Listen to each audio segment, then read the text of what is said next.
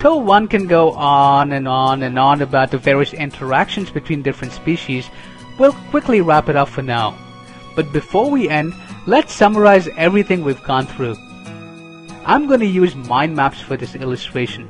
It's a beautiful way to summarize a lesson plan as it visually connects and associates different concepts the way our brain remembers things best. Firstly, we talked about how environments influence the kind of organisms we find in different habitats.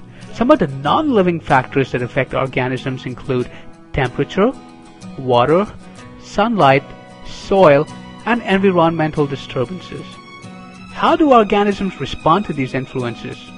Some organisms exhibit homeostasis, a feature that enables them to maintain a constant internal environment irrespective of the outside conditions. Warm-blooded species like birds and mammals fall in this category. The other kind of organisms which don't have this internal regulation feature conform to their habitat. These include cold-blooded species such as reptiles and amphibians. The advantage of being a conformer is that such species require very little energy for survival. Some of the other responses to environmental changes are migration, hibernation, and adaptations. Coming to populations, we described the various attributes which included birth rates, death rates, and sex ratio. Age pyramids are very useful as they help us analyze populations and understand whether they're expanding, stable, or declining. When studying population growth, the major parameters that come into play are natality, mortality, immigration, and emigration. We also model population growth to better understand how this growth happens.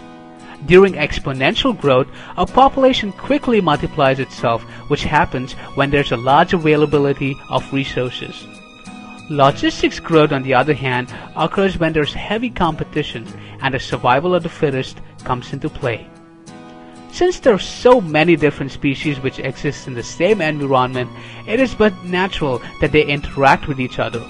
Some of these interactions are beneficial, some harmful, and some neither beneficial nor harmful. In predation, a predator which kills gains, while the prey loses.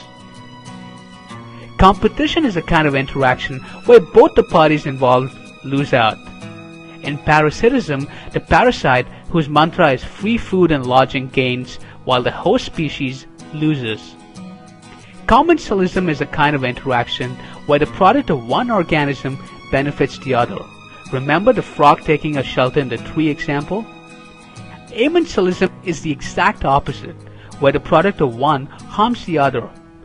Like the walnut tree secreting a substance during its metabolic activity that harms the neighboring trees. Mutualism is like, I scratch your back, you scratch my back.